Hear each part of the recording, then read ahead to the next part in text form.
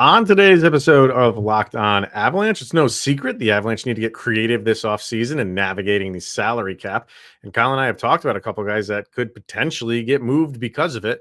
One of those guys we haven't mentioned is Ross Colton, but his name is getting brought up now. Is that something we should be worried about? Let's talk about it. New episode of Locked On Avalanche coming at you.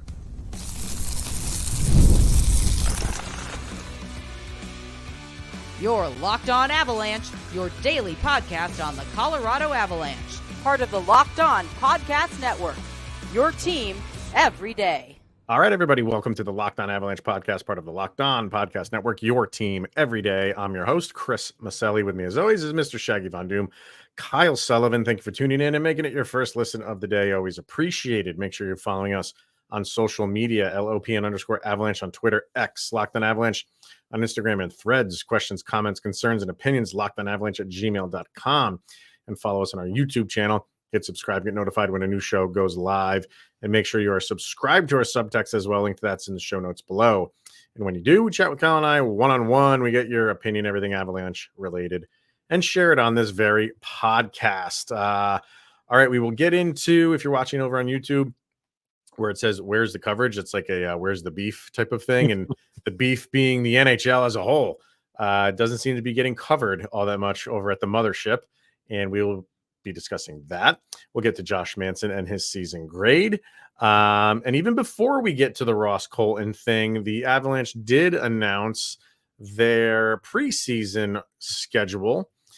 So we figured we just bring that up relatively quickly. 6 games against 3 teams starting on September 23rd. You got Dallas at home, and then you're on the road against Dallas on September 27th. And then September 29th, you're at home against Utah and those wonderful jerseys. And then 2 games, let's see, October 1st and October 3rd. First one's at home. Second one's on the road against Vegas. And then you finish on the road October 5th against Utah. So it's Dallas, Vegas, Utah. The only thing that really gets me excited about preseason hockey is knowing that it's preseason hockey. Other than that, yeah, it's fun to watch. Like some guys stake their claim, and those young guys kind of like get into the mix, and who rises up and who grabs a roster spot, stuff like that. Yeah, I look forward to that. But outside of that, I'm not a big preseason guy when it comes to any sport, really. Yeah, I think this preseason is going to be a little bit more interesting because, again, we don't know what this team's going to look like, who's going to be filling empty spots, how the Avalanche will be constructed. So you're going to be looking at a little bit deeper at what this depth is going to look like. And I guess Utah is taking the place of Minnesota as the usual preseason opponent. So, hey, it's a little bit different. They moved a little bit closer. So, yeah, I guess that makes sense. Yeah, because it's always been Dallas, Vegas, Minnesota for a while. Then before Vegas, like the Kings once. They did. Am I mistaken that? Yeah, they did the Kings, and it was like Dallas and Minnesota and Arizona for a while. So, hey, Utah, that's fun. And hey, again, with how this team will be constructed and how you're going to put this team together, you're going to be kicking the tires on Utah for a possible trade partner down the line, possibly Vegas and Dallas. So you'll be looking at all squads top to bottom. So, yeah, it starts on September 23rd, ends on October 5th, and then the regular season should be getting going very shortly after that. So hopefully we get the regular season schedule here within the next month or so, maybe. So we'll look forward to that one. That one I definitely look forward to. How many back-to-backs? How many? Yeah, there you go. And are we going to start October with like 2 home games again or something like that? Yeah. But you mentioned the roster and how it's going to look. That kind of leads us right into our next topic, and that's Ross Colton specifically. This was brought up by Frank Seravalli, and he came out with an article over on the Daily Faceoff. He put up 25 players that could be on the block, and not just like by alphabetical. I think he listed these in terms of I don't want to say likelihood, but maybe there's most buzz around these guys.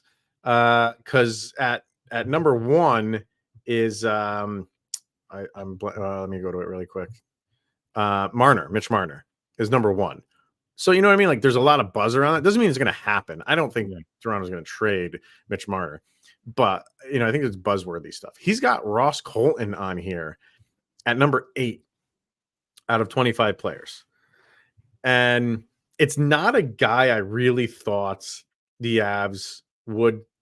I know they don't want to move him, but I'm seeing more of guys that like Ross Colton, even Miles Wood. I'm seeing. You always hear Girard, you always hear Manson, who we talked about yesterday. And maybe I'm just reading too much into this and seeing these names pop up too much, but I'm just starting to get the vibe of the Avalanche are going to, if they want to make some moves and sign guys, like get Casey Middlestat signed, get Jonathan Drouin signed. Yeah, we knew they were having to get creative anyway, but I'm getting a gut feeling that they're going to have to move a guy that they clearly don't want to. And would Ross Colton be in that realm? Absolutely. They don't want to get rid of Ross Colton, but to free up enough money to sign guys that maybe are a little bit more important than him. I'm not trying to minimize Ross Colton. Do they do it? I guess everything is on the table right now, which is crazy. And it's Frank Seravalli. So you also have to look at it and then raise an eyebrow and do a little bit more looking, because Frank, he is what he is. Sometimes he's right and sometimes he's loud. Sure. So, and it's also head scratching to me why you would bring up Ross Colton when his no move is active July 1st. Look to your left, look to your right. We're at almost the end of June. What are you doing here? That's why he's bringing it up, though, because this is right around the corner. And if but the Avs are prepared for that. That's no secret. So, yeah. But to the what we were just talking about a couple days ago, when it comes to like Manson and Girard, those are big contracts too, and easier to fill. And when you're looking at this Avalanche team going into the offseason, they have depth problems. Why would you complicate the matter by needing more to fill the depth by getting rid of Ross Colton? I think that wouldn't really benefit the Avs, because you already see the moves that are going around right now. They're kind of goofy, to be honest with you. I don't think the Avs could play that game right now. They're trying to put a team together. Why would they get rid of Ross Colton for $4 million? Because of what you just said, because they're trying to put a team together. And if they feel like that, if signing Middlestat and signing Drouin and it like puts them right up to the cap, he might be some collateral damage right here, or somebody will. I don't want to just put the focus on Colton. I think somebody's going to get moved that's outside of the fourth line. Somebody. And it could be Colton. I say somebody and it's not going to be your staples. Clearly, it's not going to be that. But like I said, it could be Colton. It could be Miles Wood. Could be somebody on your defense in Manson or Girard.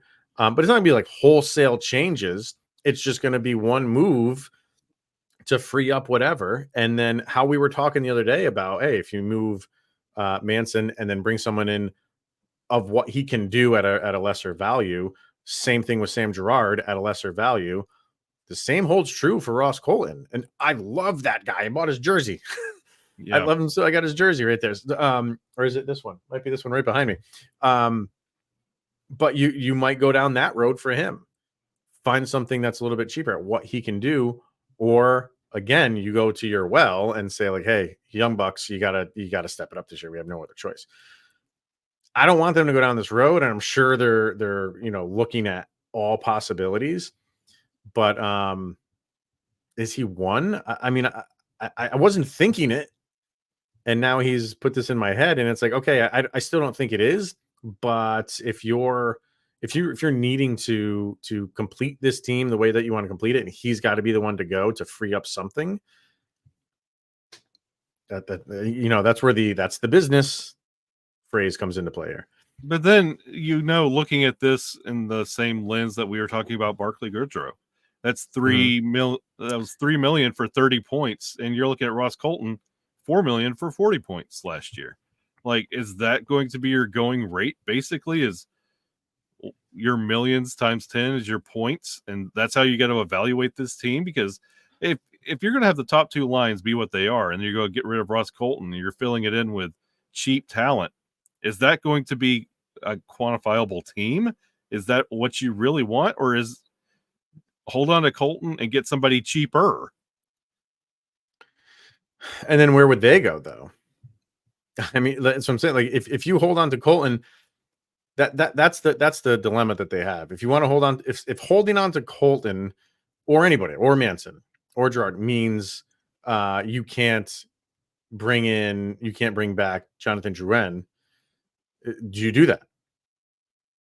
Like who's more? Maybe it's tough to say with the defenders, but as far as like if that is what is on the table, it's like we need to unload his contract to sign Drouin. Do you do that? No, I put Gabe Landeskog in LTIR and then figure it out later. And that all comes back. It always revolves and comes back and circles back to those two guys. Always. Yep. And the Landy one, you know where they stand with Landeskog. They will give him all the time he wants, but you feel that he is gonna make a return. He was kind of funny about it and saying at some point during the year. Chris McFarland was a little bit more, I think, earlier in the season. We hopefully will see him. They'll wait that little bit. The Nichushkin thing is just that's a anchor that just weighs on this team right now. So we'll have to see. I don't know, man. Like I said, the more I just read about this stuff and see people reporting on it, and like you said, there's moves are happening in the league right now. They seem to be revolving around goalies, but moves are happening. So, and when that happens, does that force other teams' hands? Other teams like panic. Avalanche typically don't go into panic mode that much. They seem like they have a plan and they stick to it for most of the time. But this might force their hand to move things up a little bit quicker, speed things up a little bit quicker. Those conversations that you're having with other teams, those conversations go longer, and so let's try to flesh something out. I think I would be surprised if you see nothing from the Avalanche between now and the draft of some move. If you don't, and then we're right up against that July 1st date, and then he's not going anywhere. But man, this is getting my heart going. You just feel like someone on this team that you root for could be going out the door, because they need to shave a couple $1 million. Exactly what the Rangers just did with Goudreau. And stuff's coming out that was a little bit of I don't want to say a shady deal. Yeah. But it's GMs doing GM work, all within the rules. But they needed to shave off his cap number, and they did it. And the Avs are kind of in that same situation. We'll see what they do. It's going to be interesting. This next week is going to be interesting. So I'm here for it. Oh, absolutely. Absolutely. I love this stuff. So I love it. But when it's happening to your team, gets the pitter patter going. At least I can see the big picture, because everything right now is hypothetical. Right. Once you see these moves begin, you kind of get an idea of where things are going or about to go, and that gives you a little bit more hope. Definitely. All right, let's get our first break in, and then we come back. We will get to the Josh Manson grade from last year. So we'll do that next. All right, Locked On Avalanche fans, we want to take a moment to bring up one of our partners, the mobile game Ultimate Hockey GM. Ever dream of becoming an NHL GM and managing your own hockey franchise? Do you think you could run the Avalanche better than Chris McFarland or even Joe Sakic? Well, your dream can come true, and this game is most definitely for you. Manage every strategic aspect of your team, play through the seasons, and lead it to glory. Hire the right coaches and staff, train players or draft picks, navigate through free agency and the draft, all in a challenging and realistic game world. And as an Avalanche fan, you know there is no offseason. GMs are constantly making moves at every point of the year to improve the team's chances, and that's why we think you're going to love this game. So Locked On Network listeners get a 100% free boost to their franchise when using the promo code Locked On NHL in the game store. So make sure that you check it out. Download the game over at hockeygm.app or look it up in any of the app stores. That's Ultimate Hockey GM. Start your dynasty today. All right, season grade time. And for today, it is all about Josh Manson. Funny how whenever we have an episode, we're discussing a certain player, it for whatever reason usually falls around when his season grade is coming up. And we were just talking about Josh Manson the other day, and hey, look at that. We're about to do his season grade. If you're watching over on YouTube, there you go. Everybody gave him B's except for Kyle. Kyle gave him the old C+, so he was right there on the B. But going through the social media percentages, YouTube was 61%, Twitter X was 60%, Instagram was 59%, and Threads was 80% B for Mr. Josh Manson. Thought he had a good year. Thought he had a very good year. And those things how we always say with like Miles Wood, like you live and die with the good and the bad. I think that's true for Josh Manson. He'll play very well. He'll play great defensively. He had a nice little offensive touch this year for him anyway, and all that good stuff. And then he'll follow it up with just a ridiculous penalty, a stupid penalty. What are you doing penalty? And you live with that. You need guys on your team that do what he does. He is your muscle. Maybe he's not the type of guy that you want to be at the forefront of that stuff, but you have no choice. That he is. When you traded McDermott, it was him. And he can do that, but it's not really what he's known for. But overall, I thought he had a very good year. It was his best year since 2017, 2018 with the Ducks. Last year, which is great. That's wonderful. But then he gets the C+ for me, because we talk about it with a lot of these grades is what you left on the table. And you can't do a lot when you're sitting in the penalty box. Mm-hmm. And it's one thing to get a silly call here or there, but just blatantly dumb penalties, that's a completely different thing. And to stack them up multiple in a game, he had a couple of those. And he had a weird start to the year. It was kind of masked by the road win streak at the beginning of the year, but he had a weird start to the year. He looked like he was overplaying the Martin Kaut and preseason effect, where he was kind of like overplaying everything and really trying to find his groove. And he compensated, kind of calmed down, had a good middle of the year, and then it just started going downhill. And it did for everybody really towards the end of the year. And it's one of those that if you could just find just that constant gear instead of redlining everything, so much more beneficial success, both offensively and defensively from Josh Manson. It's just so much. He got the C+ because it's like you could give just so much by doing so much less, and you just didn't. Yeah, he's rough with the puck. He's not the best puck handler. He's not a defensive playmaker. That's not really his game. But, there's moment like when Cale Makar's got the puck on his stick and you need a transition out, you feel pretty comfortable. Same with Taves. Same with Gerard. When Manson is in charge of that, you're just hoping that the opposition doesn't have their best forecheckers out there, because he's prone to turnovers. And he doesn't like, I'm not saying, there are guys that some guys do, but they don't like pressure, and they just fumble around with the puck in their own defensive zone. And it just gives the other team just grade A opportunities. He does that a lot. And again, it's if there's no pressure on him, then he's fine. But hey, like everybody wants that. Nobody wants to be pressured. But if they know that about you, they're gonna force the issue when you have the puck and you're the only one with the puck behind the net. And he's prone to doing that stuff. But if he can overcome that, if he can, if he's not pressured that much, then he's fine, and he can get up the ice. I saw him make some really nice moves in transition when he was like, I don't want to say the aggressor, but nobody's really pressuring him, and he can see everything. If someone is right on him, and it's difficult for anybody, I'm not saying it's just for him. he just loses track of where his teammates are to get them the puck to just have some relief, and you'll get a bad turnover. Outside of that, he plays good defense. And like I said, you had a nice little offensive production from him this year in terms of career high in goals by one with 8, I think it was, right? Yeah, 8. So, and again, like he's not there for point production, but when he's giving you career highs, that's just an added bonus.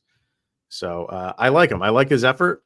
He's always giving you that. Sometimes he just goes a little bit too far with it. And my last little criticism of him is defensively, when it comes to, like, to quote Coach Z, do your job. Like, he loses his player a lot, and a lot of times that you do see him defensively is in a highlight where he's throwing his head back because he lost his guy. He's in the wrong position, and when the wheels were falling off a couple times during those stretches for the Avs, he was kind of caught up in that. He was a plus 11 to finish the year, but he just some bad, just picking up your guy. He'll lose his guy a lot, and it's, again, from doing too much and trying to be everything for everybody everywhere at once. If he would just settle down, he's a B plus, almost A minus player if he just settles down.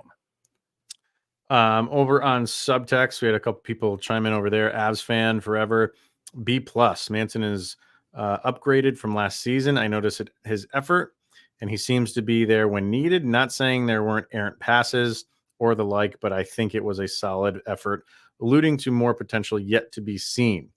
Maybe this is an upward trend, and next year we'll have a solid second line defense. Yeah, I agree. Disagree with that. Yeah, so much more to be seen. Zach says C plus, so he's in agreement with you. He goes, I like him, but he needs to be smarter on the ice. He also needs to throw some more punches. If he is going to take dumb penalties, make it worth it. Plus, he can fight. Yeah, he can. We saw it. I mean, we all love that fight with Jamie Benn. That's like, but you don't get that a lot with him. And again, we were talking about this the other day. We think that's a Bednar thing. That's a systems thing. Where it's like, we're not going to be that team. And you're really not that team, especially when, your guys are getting run over and you don't retaliate. Avs don't play that game as much as some fans hate it. They don't do it. Josh Manson could be that guy to fight a little bit more, but they feel, he's obviously more valuable on the ice than in the penalty box. Yeah, I get it, but it's a little bit frustrating at the same time that they don't have a guy that really goes out there and does that stuff. It's when Bednar turned on McLeod, and it's when he turned on Zadorov, and it's when he turned on McDermott. Is when you go from physical to fighter, then he's done with you. And Josh Manson, if you're going to go to the penalty box, if it's for a fight, taking up for somebody, that's fine. But if that's your number one source of defense, then you're gone. So watch yourself. And finally, Katie says B plus. My friends and I joke about the epic highs and lows of Josh Manson. And when he's on, I love him. But when he's not on, he drives me a little crazy. He had a career high in goals this season, though, which definitely earned him the plus to go alongside with the B. So, yeah, stuff that kind of we were alluding to. She's seen it, too. So it's not – people aren't oblivious to how he plays. Like, his game. It is what it is. You live with the good. You live with the bad. And that's Josh Manson. I don't – someone who was in there saying – Zach was saying, maybe that's of things to come, shapes of things to come. I don't think so. I think this is Josh Manson. I think this is what you get. You like it. You would like to see, just don't take those dumb penalties. You're going to take penalties because of the way you play. Just the dumb ones. Just the stupid error ones. Just don't do those ones. But it's just the frustration penalties. You just get those out of there. Right. Exactly. So overall, I think a good season for Josh Manson, and he's a name to keep an eye on for this offseason. And if he's going to be with the team or not, we hope. I mean, I'm not hearing a ton of like trade stuff being like around the corner, like tomorrow. I think it could be. And is he a part of it? Remains to be seen. Who knows? That should tell you something. I know. All right, let's get our last break in and we come back. It's up ESPN. I mean, I know that you don't really like hockey, but I mean, it's the Stanley Cup playoffs. You could maybe give a little bit more love. Why aren't they? We'll talk about that coming up next. All right, let's hear from eBay Motors. Passion, drive, and patience. The formula for winning championships is also what keeps your ride or die alive. eBay Motors has everything you need to maintain your vehicle and level it up to peak performance: superchargers, roof racks, exhaust kits, LED headlights, and more. Whether you're into speed, power, style, which is called what, Mr. Sullivan? The Nathan McKinnon trilogy. That's right. eBay Motors has you covered. With over 122 million parts for your number one ride or die, you'll always find exactly what you're looking for. And with eBay Guaranteed Fit, your part is guaranteed to fit your ride every time or your money back, because with eBay Motors, you're burning rubber and not cash. With all the parts you need at the prices you want, it's easy to make your car the MVP and bring home the win. So keep your ride or die alive at ebaymotors.com. Eligible items only. Exclusions apply. eBay Guaranteed Fit is only available to U.S. customers. All right, so came across a really good article over on Awful Announcing, which is one of my favorite websites out there. And we also saw the ratings so far for this Stanley Cup, and they are good. For NHL world, they are really good. I think the last one I saw was the Game 5 was up 62% from Game 5 last year with Vegas and Florida, right? Yeah, I think it was drawn at 8.6. Yeah, like it's getting pretty good numbers. That is a Connor McDavid effect. When you have, the best player in the world, like, he's going to draw people. It's just how it works. You wouldn't know it if you watched ESPN, which makes this a little bit weird, because the deal the NHL has with TNT and ESPN is like they're alternating who airs the Stanley Cup. Last year was TNT, so this year is obviously ESPN and ABC, and they're showing the Stanley Cup on ABC. That's the only thing I really give them credit for. They're not burying it. You could never bury the Stanley Cup Finals on ESPN2 or something like that. People would just riot. But they're showing it on ABC. And this article in Awful Announcing more or less just focuses on the morning shows over on ESPN. Get Up and what's the other one First that I don't Take. watch? First Take. Yeah, I haven't watched that. Cold Pizza. Cold Pizza was great. Cold Pizza was like just a great morning show. Yep. But then they just went to everybody arguing with each other, and that's like really what ESPN's become. So First Take and Get Up, they're two morning shows. Hockey is just a ghost on there. And I'll get into this something funny within the article in a second, but it's two things. It's like, you think they would promote that with the Stanley Cup final being on their network. Why aren't you doing, like, I don't understand, like, why it's not on. And ESPN has had a long history of just saying, like, oh, if we don't have a contract with it, we're not going to cover it. Well, you have a contract with hockey, you're still not covering it. What gives here? Well, then if you're going to have somebody debate hockey on a morning show, you have to have somebody know about hockey on a morning show, which they don't. And who do you have at ESPN that is ready for hockey and to talk hockey? Well, they are covering the Stanley Cup, and those games go late. And you're not going to get them on 6 hours of sleep to talk about First Take with Stephen A. Smith. That's just not good television. Right. So you just kind of hope that you could get it on Sports Center or Hype through the day. But how many people watching the Stanley Cup are up early in the morning other than us? Well, I think people, there's people that are up and want to watch this stuff. And I think what you said is very telling. If they're going to talk about hockey, they have one of their hockey guys come on. But every other sport, everybody's an expert on it. Mm-hmm. Everybody on those shows are experts in multiple sports, with the exception of hockey. Whenever they talk about hockey, they got to bring like Buchagras on or somebody on that is the hockey guy. So what does that tell you? That tells you they genuinely don't watch the sport. Because if you just had a basic understanding and a basic knowledge of what's going on, you could talk about it and you could fill up a segment on it. You can't even do that.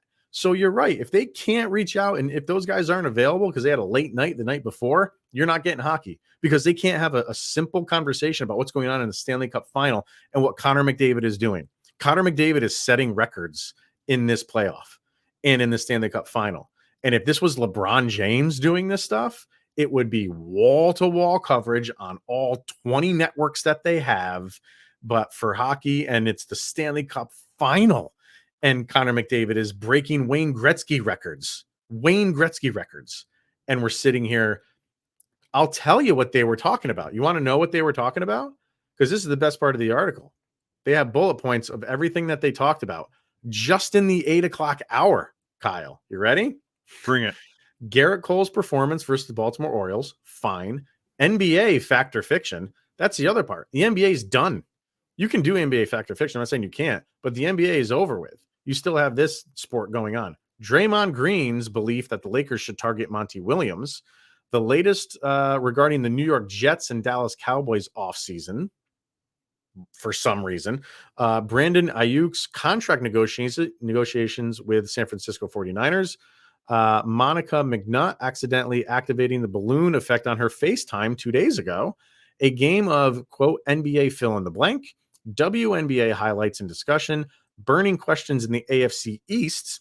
Okay. A game of, quote, would you rather with NFL analyst Damian Woody in just 1 hour. You're right. Make it make sense. You're have right. a Stanley Cup final going on, people. And we're talking about, I never forget this one time on ESPN. It was right around now when not a lot's going on in the NFL. They did a segment on how there's not a lot going on in the NFL. They are so far up the butt of the NFL. They'll talk about how there's nothing going on in the NFL. It's an absolute joke.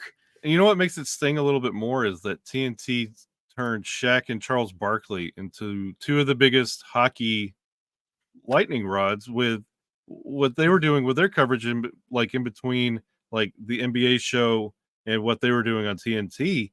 Like that was fun and entertaining, and you would get the conversation going on both shows. And ESPN can't cross promote, and they don't have the personalities that know the sport. Because like I was in an establishment where there are TVs on all the walls. There was no mention of hockey, and this was in the evening and afternoon, and it was just weird because I said out loud in this establishment, "Do we not know the Stanley Cup is going on?" Yeah, that's what I mean. Like, I know where hockey stands. I'm not trying to say like this should lead their coverage, but you're giving it nothing. And this is the final. You know, you have the Triple Crown for 3 races. You'll get coverage on ESPN about horses. Golf, for really, like, people don't really follow golf, but they will watch the majors, and I'm one of them because those are entertaining, and you will get coverage on that on ESPN. So for 4 events for golf and 3 against for horse racing, you'll get coverage from ESPN. But for a Stanley Cup final, the best trophy in sports, and they will even admit that part, they can't cover it because they don't know about the sport, and the people that they put on the set can't even have a basic discussion. But the discussion that they have is always like, oh, I have no idea what's going on. How are you admitting that? How are you the worldwide leader in sports and you have people on that make fun of the game or make fun of their lack of knowledge of the game? I don't get it. It's an ongoing feud I have with ESPN, and I give credit to the people who work for ESPN that do cover hockey because you're on your own little island and you're not getting support from them at all. And that's your job. And that's who signs your paychecks, and they don't care about you. It's really just what it is. And everybody was so happy when ESPN got the NHL back. And I was sitting here saying like, it's not going to be good. And where are we? It's not good. Yeah. It's rough. It's rough for me, especially because it's what I'm going to school for, and to see it being represented like this, it's difficult and frustrating for sure. If ESPN came to you and wanted to hire you to be part of their NHL coverage, I mean, it's ESPN, so you're like, oh, they have a lot of pull, they have a lot of reach.